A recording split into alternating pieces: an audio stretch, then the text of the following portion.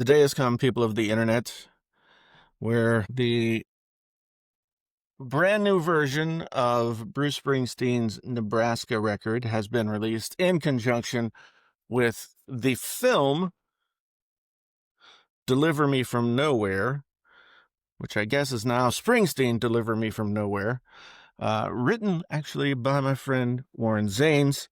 And today I got this. It's my birthday tomorrow. And so I got this thing as a birthday present. Thank you to my wife for ordering it for me because I told her I told her to.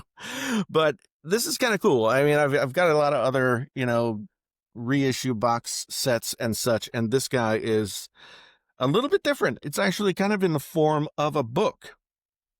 And there's a lot that I'm excited about with this. So here's what we have. Nebraska Outtakes are LP number 1. And if you're not familiar with what Nebraska is or how it fits into Bruce Springsteen's discography, his artistic journey, this record was recorded during the period between The River and Born in the USA. So this was like the period right before Bruce Springsteen was, he had his first number 1 hit with Hungry Heart off of The River. And then he went super global famous with Born in the USA. And in between, he had a bunch of songs that didn't feel like the songs that they felt like different kinds of songs. And he got a Tascam 144 Porta Studio and went out with, I think, one of his roadies or guitar tech. I can't remember. I mean, I'm going to see the film tonight, so I will know the guy's name by then. But he ended up making this record. They didn't know how to use the Porta Studio. They didn't know how to record to a cassette tape. It was a brand new technology at the time. Porta Studios were, the 144 was the first Porta Studio that Tascam put out. And so they didn't really know what they were doing. They recorded a bunch of songs. They had reverb and a harmonica and I believe a Gibson J200 acoustic guitar. I don't remember what the microphones were.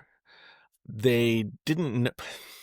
Basically, there's variable speeds on these tape machines, and supposedly Springsteen carried around like this tape in his pocket, and they didn't know what to do with it. Because Nebraska is a collection of songs that are more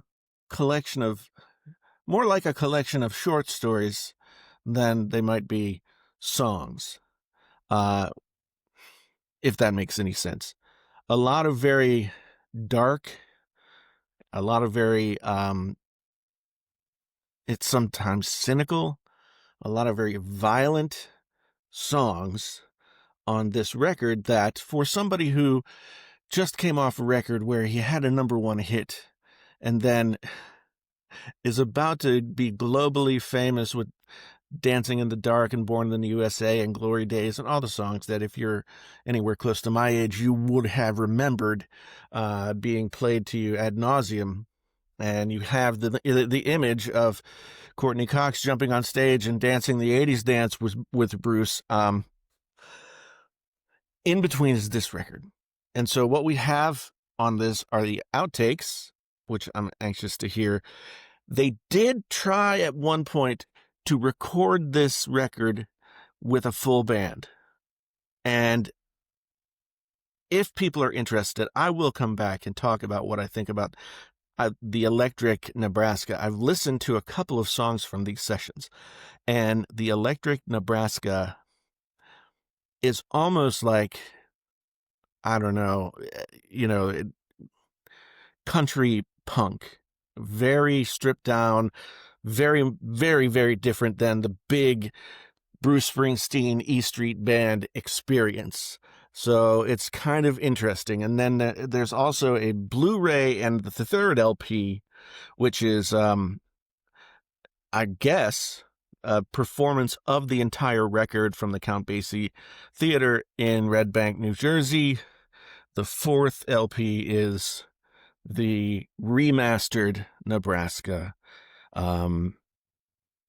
So this, for some Bruce Springsteen fans, might be a record that was the weird outlier, a blip that, wasn't like anything else that he did. He did come back to more Nebraska-like things later on with Ghost of Tom Joad and Western Stars, and I think a lot of his later work kind of went in the direction that Nebraska might have been taking him. I don't know that you could say that Nebraska, any of Ghost of Tom Joad is probably the closest he's gotten to Nebraska, and there's just something spooky about this collection of songs, and spooky in a way that you can't manufacture.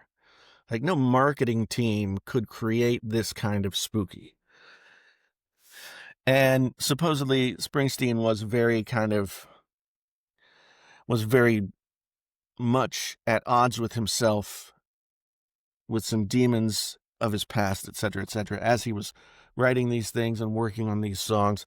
And so this record was not meant to be a record. It was meant to be, it was meant to be demos, and they could never get anything that felt or sounded like the demos felt or sounded. And so it became the record, much to the chagrin of the record label. But I guess when you've just had a number one record and you've already been very, very well received all around the world with several records, then you can do what you want. So let's take a look, just take a glance through here. And so we have nice black paper sleeves, nice, the album cover print behind. Sorry that I deprived you of the taking off of the shrink wrap, but that's just how it is. So here we have a little book, kind of describes probably some of what I would just say. There's the Gibson J200, and here's where they came back and tried to record some of the songs with a full band. So this is the track sheets from the tape boxes. Here's a handwritten bunch of notes. Downbound Train is on there as well, one of my favorite songs, and a full gatefold of the record cover photo itself, which I don't know. I love this kind of work, this kind of just very diffuse and inscrutable stuff. So here's the LP outtakes. What songs we've got: Born in the USA, Losing Kind, Downbound Train, Child Bride, Pink Cadillac, Big Payback, Working on the Highway, On the Prowl, Gun in Every Home, and the lyrics for said track sheet. We've got the Electric Nebraska with Nebraska, Atlantic City, Mansion on the Hill, Johnny 99, Downbound Train, Open All Night, Born in the USA, Reason to Believe. And if you have heard that stuff in the past, then you will know that, of course, Born in the USA, Downbound Train became songs on the Born in the USA record, and Pink Cadillac was, I think Springsteen did a version of that, and then Patti LaBelle? I don't know. Anyway, this booklet, very, very nicely done. Kind of gives you the outtake, the photos from the photo shoot, and then here's Springsteen with a Gibson J200. I don't know if it's the Gibson J200, but this is from the Blu-ray, and I just can't imagine. This came out in 1982. I can't imagine coming back 40 plus years from work that I did. And then, of course, here's the full remastered Nebraska on record number 4. We've got the Blu-ray here. I do still have a Blu-ray player, so I'm looking forward to watching that. And turn the page here, and we've got record number 3, record number 4, and it closes down. So I have to say, I feel like this is one of the nicer packages of this kind of thing that I've had in a long time. There's not a lot of outtakes. There's not 500 takes of one song or anything like that. You've got outtakes. You've got a different version of what could have been if this record wasn't what it is. Then you've got the performance, and then you've got the remastered version. And to say I've loved this record is to say that's kind of like saying you love something really bad that happened to you. There is darkness in this record, but it's a darkness that I resonate with, and that it's a kind of darkness that I've tried to reach with my own songwriting, because I think everyone who expresses themselves in that way is reaching into a part of the darkness that's with them that they can't quite explain.